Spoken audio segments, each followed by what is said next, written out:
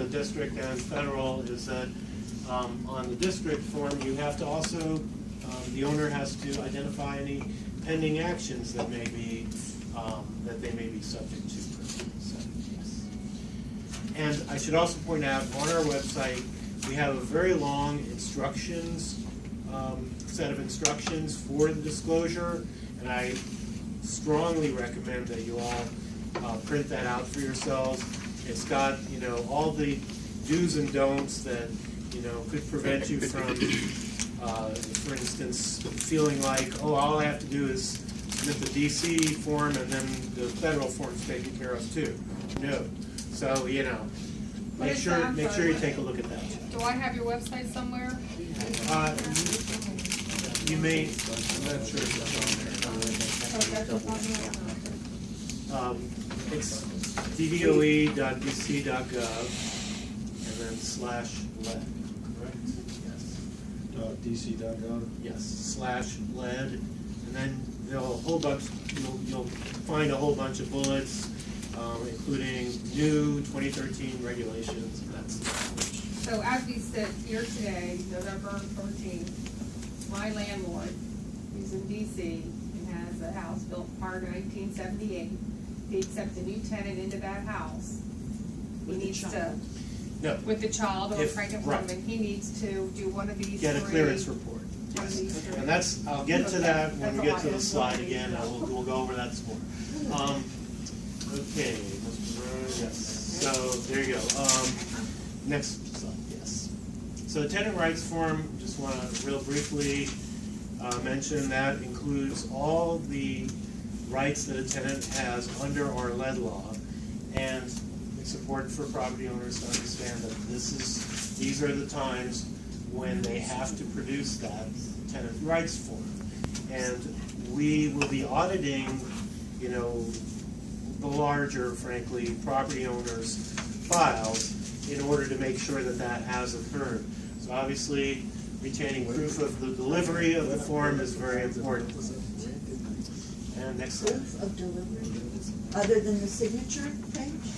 The signature page is what Will we're talking about. suffice. Does that include assignment of leases if somebody buys a building and signs the leases? If someone to buy it, that becomes their responsibility, absolutely. The slide Whenever- before those, Well, if it's a new lease, if it's a new but lease, if it's an assignment of an old lease. then it's not true. Unless there's a rent increase. Okay, so now we get to the question that you had asked regarding turnover requirements. So, as I said, under 6 pregnant women, if the owner is notified that they exist, they need to get a clearance report that is less than 1 year old. So my general recommendation is for property owners to take advantage of any vacancy in order to get a clearance. Because that vacancy, as you know, most property owners will do a paint job, you know, make sure the place is clean. That's your best chance to pass a clearance test. Yes. If you have a property that already has a tenant with a child under 6 or pregnant, does the owner have an obligation to get it tested? Only if they are. I didn't include that in this presentation because I didn't think it would be of interest to the real estate industry, but yes. For current tenants, if there's a child under 6 or a pregnant woman in the household, or if there's a child under 6 or a pregnant woman who is a quote-unquote regular visitor to the household. Yeah, I know.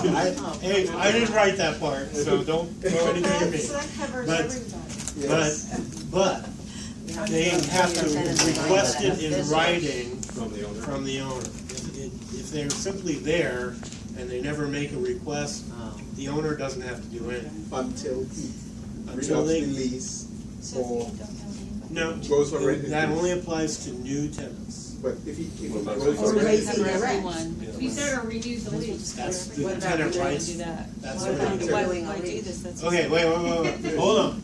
All right, Okay. so there's a tenant rights form, okay. and that goes to the tenant whenever there's a new lease, a renewed lease, or a change in the rent.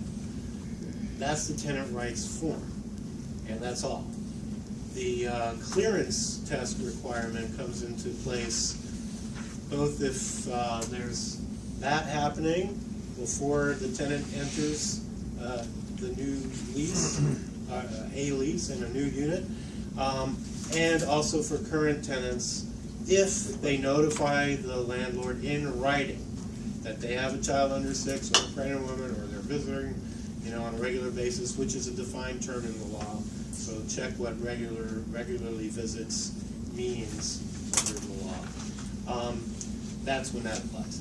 Should I go to the next slide, or should I handle more questions? I just want to repeat